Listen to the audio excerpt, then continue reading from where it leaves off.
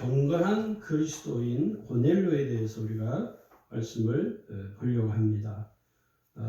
이 고넬료라는 사람은 유대인은 아닙니다.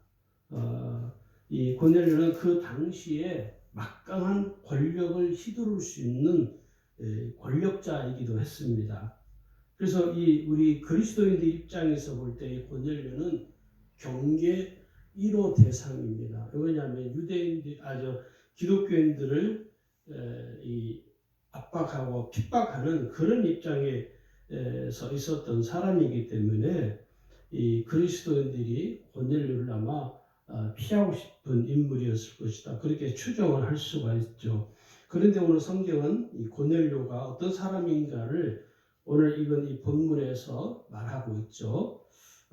이 고넬료라는 사람의 이름은 뿔 또는 창, 능력이라는 뜻을 지닌 이름이고요. 이 고넬료는 로마 혈통의 이달리아 사람입니다. 성경에는 이달리아라 이렇게 이거는 요즘 쓰는 언어가 아니기 때문에 이달리아는 요즘으로 하는 어느 나라 사람이냐면 이탈리아를 지칭하는 사람입니다. 요즘 시대로 하면 이탈리아인이죠. 로마 혈통의 이탈리아. 로마하고 이탈리아는 바로 옆에 근접해 있는 그 나라이기 때문에 아마도 여기 보면 이탈리아 부대이죠. 로마에 주둔하고 있었던 그 부대의 백부장이었다. 그렇게 성경은 기록을 하고 있습니다.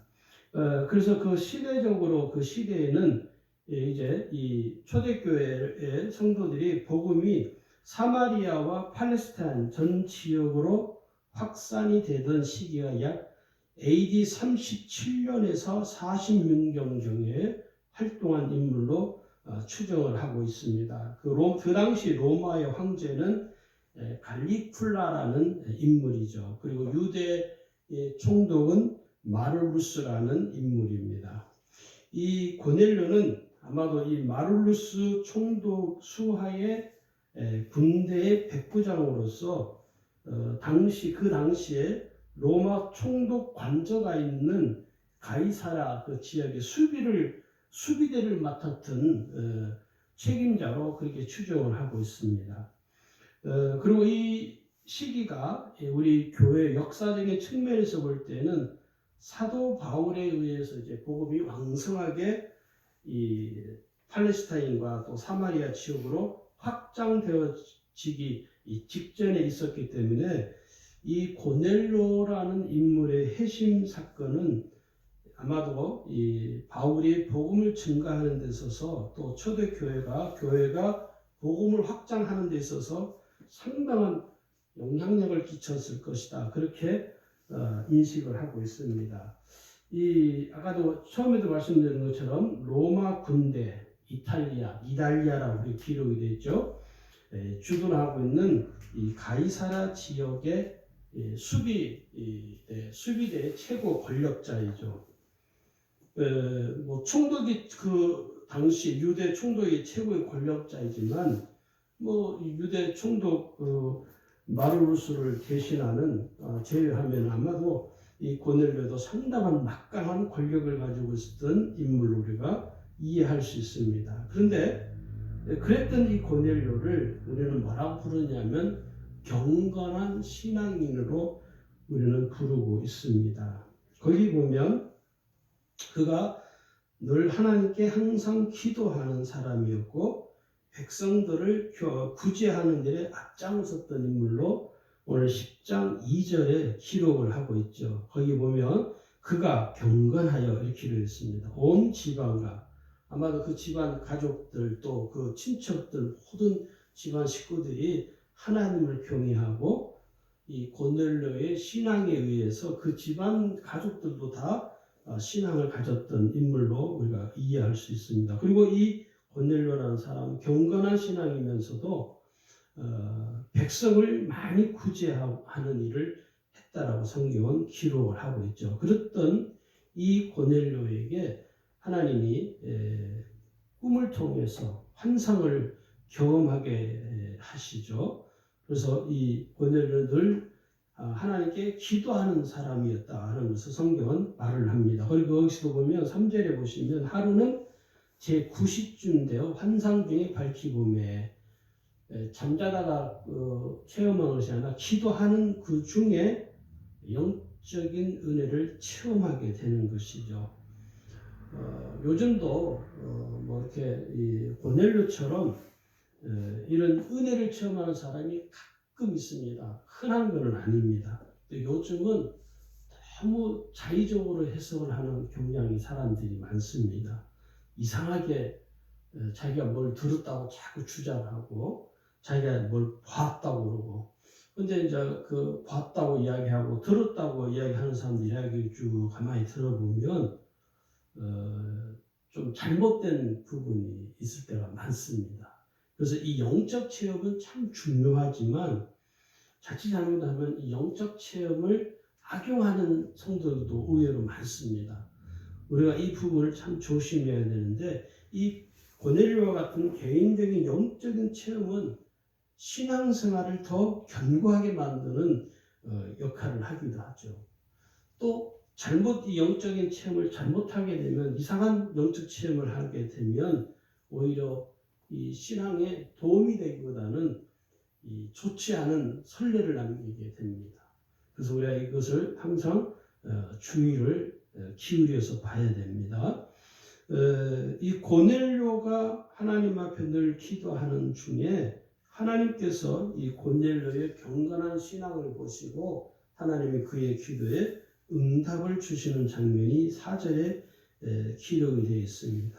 거기 보면 고넬료가 주목하여 보고 두려워 이르되 주여 무슨 일이니까 천사가 이르되 내 기도와 구제가 하나님 앞에 상달되어 기억하신 바가 되었으니 이렇게 기록이 되는 걸 보면 고넬료는 하나님 앞에 뭘 달라고 하나님 내게 뭘 주세요 위해서 기도한 것이 아니라 아마도 이 고넬료는 하나님을 깊이 묵상했던 것 같아요. 오늘 우리가 기도할 때 우리는 기도하는 우리의 기도의 모습을 보면 하나님을 묵상하기보다 주님을 바라보기보다는 우리는 자꾸 내가 필요한 것을 자꾸 얻어내려고 하는 기도를 할 때가 많죠. 그게 틀리다고는 말할 수는 없습니다. 근데 이 고넬료의 기도를 보면 뭘 달라고 하는 기도가 아니라 하나님을 바라보는 것이죠. 주님의 임재를 바라보는 것이죠. 그러면서 오늘 하나님께서 고넬료에게 응답하시기를 내 기도와 구제가 하나님 앞에 상달이 되었다. 이 구제는 그렇죠. 성도들, 백성들을 많이 구제하고 그 일은 성도들만을 위한 구제가 아니라 오늘 세상 사람들에게도 구제하는 우리가 교회가 구제를 참 많이 합니다. 실제로 이번에도 보니까 그 대구 경북 지역에 서울에 있는 대형 교회들이 큰 교회 몇 개 교회들이 대구 경북 지역에 물품 지원을 엄청 보냈다 하더라고요. 이번에 그 연예 실행부 감리사들 감독님하고 만나서 회의를 하는데 그 이야기를 하시더라고요.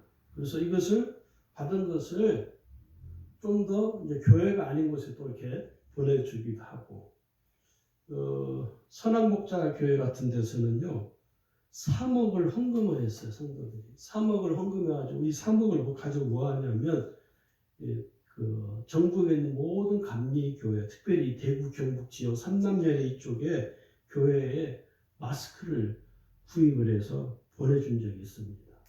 우리 교회도 받았죠. 그래서 이제 여러분들에게 하나씩 드리기도 하고 그러니까 이게 어떤 분이 그런 거예요. 우리가 좀 정말 참 귀한 일을 이렇게 하는데 어떤 분은 대형교회 당연한 거 아니냐고. 그 당연한 게 아니라 교회가 돈이 많다고 해서 그 일을 할 수 있는 건 아니거든요. 네. 또 장로교회 우리 분당교회인가요? 거기 장로교회에서도 무슨 지금 그걸 하냐면 전국에 있는 그 임대교회 월세를 내는 교회에 교단 상관없이 월세를 지원을 해준다는 거예요. 그것을 신청을 하면 아마 신청하면 어떻게 주는지는 모르겠지만 우리 지방에 젊은 이제 막 목회 나온 서리 전사님이 저를 찾아와서 감사님 도장을 찍어달라고 직인을 추천서를 받아야 하는데 감사 도장을 추천서를 받아야 한다고 그래서 제가 감사 도장을 찍어서 추천을 해준 적이 있습니다. 이제 얼마를 받을 수 있는지는 모르겠지만 그러니까 이렇게 구제하는 일을 하고 하는 것을 보면 하나님은 어떤 면에서 이 구제하는 것을 기뻐하는 그 삶이라 그렇게 우리가 이해를 할 수가 있습니다. 그러면서 베드로를 청할 것을 고넬료에게 권고를 하는 장면이 5절, 6절에 있습니다. 왜냐하면 이 고넬료 입장에서 볼 때도 베드로는 그 시대의 사도이죠. 그리고 이 초대교회 수장이기도 합니다. 사도들 중에서도 가장 이렇게 사도들이 모여서 그래 베드로 네가 우리를 대표라 그러지는 않았겠지만은 그 상징적인 초대교회 아주 대표적인 사도였거든요. 고넬료가 모를 일이 없죠. 그리고 고넬료가 사실 베드로로 만든다는 것은 그렇게 쉬운 일이 아닙니다. 왜냐하면 자기는 이방인이기 때문에. 그리고 베드로는 정통 유대인이면서 유대 기독교인이거든요.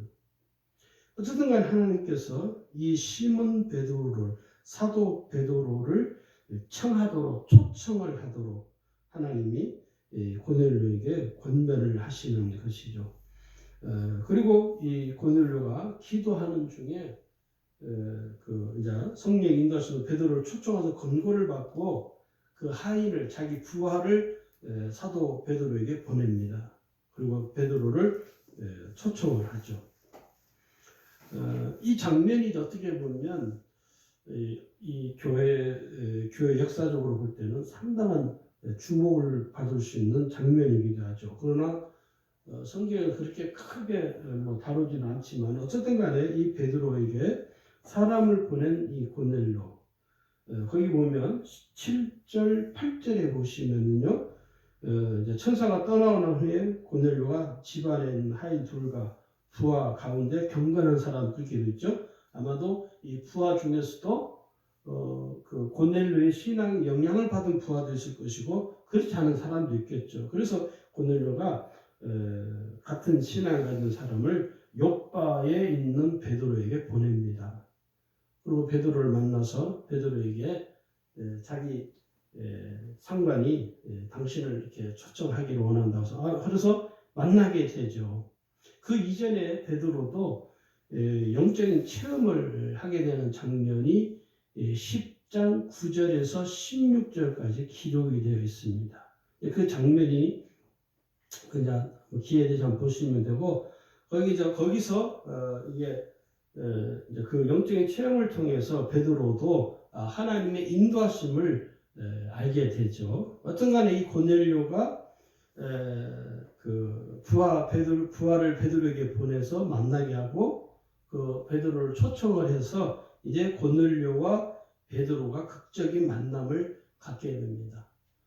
우리가 한번 생각해 볼 수 있는 게 아마도 베드로가 고넬료를 만나는 것에 있어서 교회의 다른 사도들은 어떤 입장이었을까 한번 생각을 할 수는 있죠. 왜냐하면 고넬료라는 사람은 이방인에다가 그 고넬료가 경건한 신앙인지 아닌지는 사실 아직 교회에서 확인이 안 된 부분이거든요. 검증이 안 된 부분이거든요.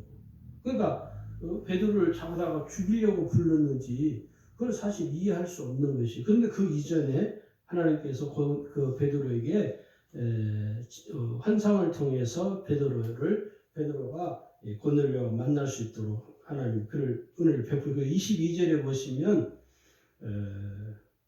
그 말씀하기를 백부장 고넬료는 의인이요 하나님을 경외하는 사람이라 유대 온 족속이 칭찬하더니 그가 이렇게 이랬습니다. 그러니까 이 고넬료가 의인, 신앙이 경건한 사람이라는 것을 베드로가 이제 알게 되는 것이죠. 어쨌든 간에 만나게 되는 그 광경 속에서 그 당시 정황으로 볼 때는 상상할 수 없는 일입니다. 절대 권력자나 마찬가지인데 이 권력을 가진 군대를 이끌고 있는 사람과 또 예수 믿는 것 때문에 핍박을 당하는 이 베드로가 만난다는 건요, 쉬운 일이 아니거든요. 어떤 사람들이 눈을 피해야 되고 또 사람들이 이복이 있는 장면이기 때문에 상상할 수 없는 광경인데 그 광경이 지금 벌어지고 있는 것이죠. 어쨌든 그래서 두 사람이 모이게 만나게 되는데 고넬료가 베드로를 초청한 이유에 대해서 설명을 합니다. 그게 이제 사도행전 10장 33절이죠. 내가 당신에게 사람을 보냈는데 오셨으니 잘하였나이다. 이제 우리는 주께서 당신에게 명하신 모든 것을 듣고자 하여 다 하나님 앞에 있나이다. 그러니까 사도 베드로가 무슨 말씀을 하든지 이제 그 말씀을 하나님이 당신에게, 사도인 당신에게 하나님의 말씀을 주셨으니 우리는 그 말씀을 듣겠습니다. 그리고 고넬료와 그 가족들, 그 집안에 있는 모든 가족들을 다 불러 모읍니다. 아마 거기에는 그 부하들도 같이 있었겠죠. 거기서 베드로가 그 고넬료 가정에 고넬료를 중심으로 해서 모인 모든 사람들에게 그곳에 모인 사람들에게 말씀을 전하고 또 그들에게 하나님 베드로가 역사할 때 하나님께서 그들의 그 모인 사람들에게 성령과 능력을 기름 붓듯이 하셨다. 그렇게 38절에 기록이 되어 있죠. 거기 보시면 하나님 나사렛 예수에게 성령과 능력 기름 붓듯 하셨으며 그가 두루다니시고 마귀에 들린 모든 사람 거쳐 이는 하나님이 함께 하셨습니다. 하나님이 함께 하는 그 일이 이 고넬료와 그 가족들에게도 동일하게 일어난 것이죠. 이러한 은혜는 유대 기독교인들만 은혜를 경험하는 것이 아니라 이 사도들에게서도 뭐가 그게 있냐면 나중에 이제 사도 바울하고도 마찰이 생기는 부분이 조금 있긴 있어요. 정통 유대 기독교인과 그 이방인 기독교인들 사이에 교회 안에서 약간 충돌이 일어나는 부분이 나중에 교회사에서 있습니다. 그래서 사도 바울과 이 사도들하고는 충돌이 조금 일어나긴 했어요. 그거는 뭐 성경 그렇게 중요하게 다루지는 않는데 어쨌든 이 이방인에게 유대 기독교인들에게 역사하시던 그 성령이 이 이방인에게도 이방인 그 그리스도인에게도 동일한 역사가 일어나는 것을 이 고넬료가 경험을 하게 되는 것입니다. 참으로 놀라운 일이 아닐 수가 없는 것이죠. 그래서 이 베드로는 초대교회에서도 또 이런 일들을 많이 이런 은혜를 많이 일으켰죠. 사실 베드로가 한번 설교하면 3,000명이 구원받는 역사가 일어나기도 하고.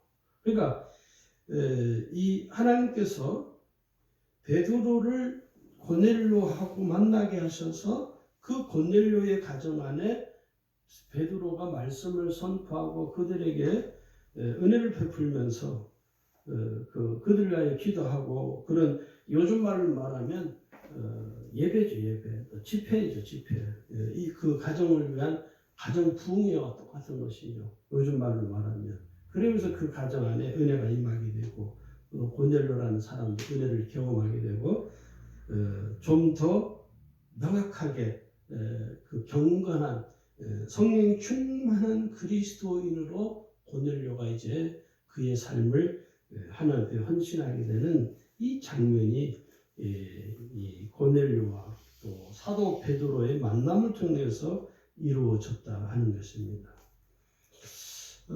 그러니까 이 한 가정 안에 한 사람이 이 변화가 되니까 고넬료를 인해서 온 가족 식구들이 자녀들도 그렇고 또 거기에 그 가정 안에서 그 일을 하는 그 하인들도 그렇고 또 자기가 거느리고 그 부하들도 그렇고 선한 영향력을 끼침으로 인해서 그들도 그 동일한 신앙을 갖게 된 것을 우리가 알 수가 있습니다. 그러니까 오늘 우리가 이방인 어떻게 보면 지금 우리가 여러분 이제 아셔야 될 게 이스라엘에 가면요 정통 유대인들이 있죠. 그 예루살렘 팔레스타인 말고 이 유대인들이 있는데 그 유대인 중 안에서요 지금 유대인 기독교인들이 있습니다. 근데 이 정통 유대인들은 유대인 기독교인들을 배척을 합니다. 그리스도인들을 배척을 하는 것이죠. 그래서 그 유대교에서 그리스도인이 된 사람들은요 엄청난 탄압을 합니다. 지금 현 시대에서도. 그래서 우리가 그런 걸 보면 오늘 저와 여러분이 이 대한민국에서 편하게 예수 믿는 게 얼마나 귀한 일인지 우리가 알 수 있습니다. 하여튼 이 고넬료의 신앙을 통해서 하나님께서 역사하신 걸 보면 하나님은 어떤 특정한 민족, 지금은 하나님께서 이스라엘 민족만 통해서 역사하지 않고요. 또 어떤 그 민족주의자, 우리 기독교인 중에 민족주의자들이 전에는 있었어요. 요즘은 그런 세력이 없는데 대한민국이 제2의 예루살렘이다. 동양의 예루살렘이다. 그러면서 여러분 오래전인데 그런 달력을 보셨는지 모르겠네요. 우리 서원사님 그런 달력 안 보셨을 거예요. 오래전. 그 달력이 어떤 달력이냐면 예수님이 갓을 쓰고 이렇게 장면이. 그게 뭐냐면 이제는 한국이라는 나라가 제2의 예루살렘이다. 예수님이 오실 때는 도포자를 입고 갓을 쓰고 아마 올 것이다. 그렇게 주장하는 사람도 있었습니다.